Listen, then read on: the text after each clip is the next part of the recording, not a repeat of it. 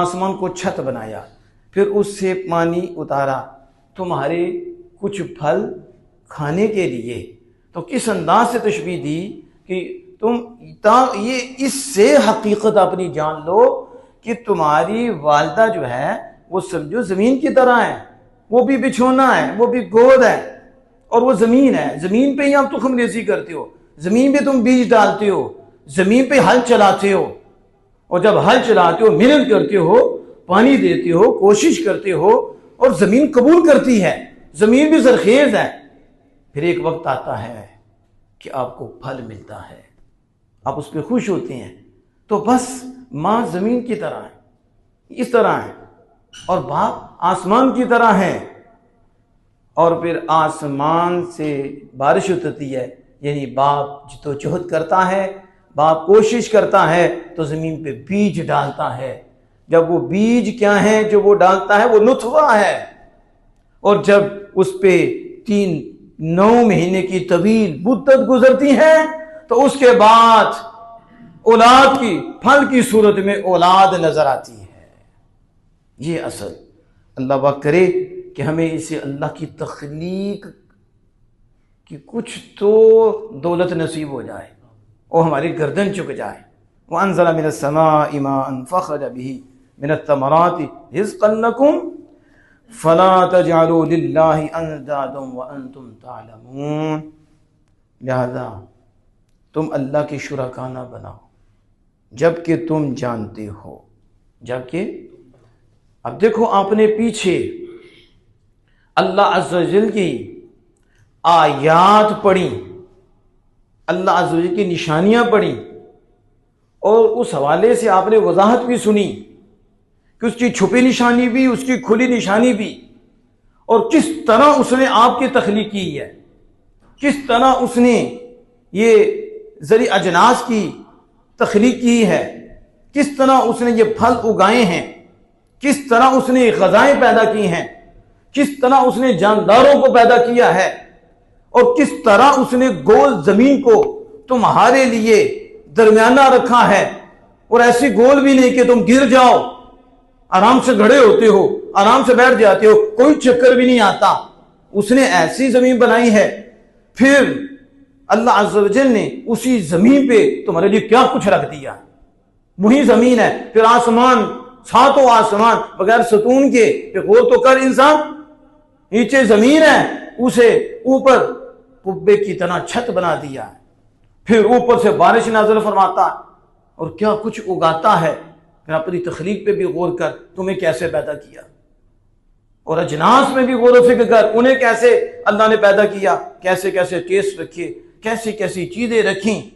अब इतनी नेमतें जो साबित हो चुकी हैं कि सब की सब को पैदा करने वाला अल्लाह जल्ला व अला है, और कायनात में कोई ऐसा नहीं है जिसने इन चीजों की तख्लीक का दावा किया हो और उसने कहा हो कि मैं इन चीजों का खालिक हूं, ऐसा भी कोई नहीं। तो जब तुम जानते हो कि इस सब का खालिक अल्लाह है, तो फिर जानने के बावजूद तुम अल्लाह का शरीक क्यों बनाते हो, अल्लाह का सानी क्यों ठहराते हो, अल्लाह का हमसर क्यों तुम बनाते हो। हालांकि तुम गौर व फिक्र की अहलियत रखते हो, तुम थोड़ा सा गौर व फिक्र करो। ज़मीन व आसमान की पैदाइश में, चाँद सूरज सितारे की पैदाइश में, अपनी पैदाइश में, और ये जो ग़ज़ाएँ हैं, फल हैं, इनमें तुम थोड़ा सा गौर व फिक्र करो तो तुम खुद कहोगे ये ऐसा काम है कि इसका पैदा करने वाला कोई मुमकिन नहीं है और कोई मखलूक में से नहीं है। हाँ, एक ही ज़ात है जो हमेशा से है, और वो वाजिब है जिसने इसको पैदा किया है। इसलिए अल्लाह फरमाता है, अल्लाहुल्लज़ी खलक़कुम सुम्मा रज़क़कुम सुम्मा युमीतुकुम सुम्मा युहयीकुम। अल्लाह है वो जिसने तुम्हें पैदा किया और फिर वो तुम्हें उसने रिज़्क़ दिया, सुम्मा युमीतुकुम, फिर वो तुम्हें मारेगा, सुम्मा युहयीकुम, फिर वो तुम्हें जिंदा करेगा। हल मिन शुरकाइकुम मन यफ़अल, क्या तुम्हारे शरीकों में से कोई है जो ये करे? ये देखा चैलेंज का है, कोई बताओ? कोई भी नहीं। कोई एक बताओ कि जिसने तुम्हें पैदा किया हो या किसी और जिन्स को पैदा किया हो, कोई एक मतलब नहीं है, क्योंकि किसी ने इसका दावा ही नहीं किया कि हम मखलूक के पैदा करने वाले हैं। सिर्फ वो एक ही ज़ात है जो हमेशा से है, हमेशा रहेगी, उसी ने सबको पैदा फरमाया है। तो जब उसने पैदा फरमाया है तो फिर हक बनता है कि तुम उसी को मानो, उसको एक मानो। यहाँ मुतकल्लिमीन ने अल्लाह के शरीक न होने पर बुरहान तमानों से इस्तेदलाल किया है। बुरहान तमानों से इस्तेदलाल किया है। उसकी तकरीर ये है, मतलब कि दो चीज़ों को खुदा मान लिया जाए, दो चीज़ों को खुदा मान लिया जाए तो लाजिम आएगा कि निज़ाम ख़राब हो जाए, निज़ाम और जहान तबाह हो जाए, बर्बाद हो जाए, या फिर दो में से एक आजिज़ आ जाए, दो में से एक आजिज़ आ जाए। तो जो आजिज़ होता है वो खुदा नहीं होता। इसे दलील तमानो कहते हैं।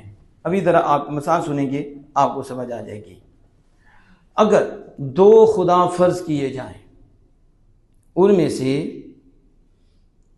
एक तलहा के मुतहर्रिक होने का इरादा करे, इसका मुतहर्रिक होने का, फ़र्ज़ करें कि दो खुदा हैं, फ़र्ज़, तो एक तलहा के हिलने का इरादा करे तो दूसरा इसके ना हिलने का इरादा करे। वो इरादा करे हिले, वो इरादा करे साकिन रहे, होना तो एक ही है। दो इकट्ठे होंगे तो आप कहेंगे ये तो ज़िद्दें हैं। इससे कहते हैं इज्तिमाउ ज़िद्दैन, दो मुखालिफ चीज़ें, दो चीज़ें जो अपोजिट हैं, ये इकट्ठी नहीं होंगी। या तो साकिन होगा या मुतहर्रिक होगा, या मुतहर्रिक होगा या साकिन होगा, इकट्ठे नहीं होंगे। तो फिर उनमें से किसी एक का इरादा पूरा होगा और दूसरे का इरादा, या तो हरकत करने वाला जो इरादा करता है वो पूरा होगा, तो साकिन जो इरादा कर रहा है साकिन का वो नहीं होगा, या फिर साकिन का इरादा पूरा हो जाएगा वो नहीं होगा। तो फिर एक खुदा होगा और दूसरा आजिज होगा, और जो आजिज होगा वो खुदा नहीं होगा।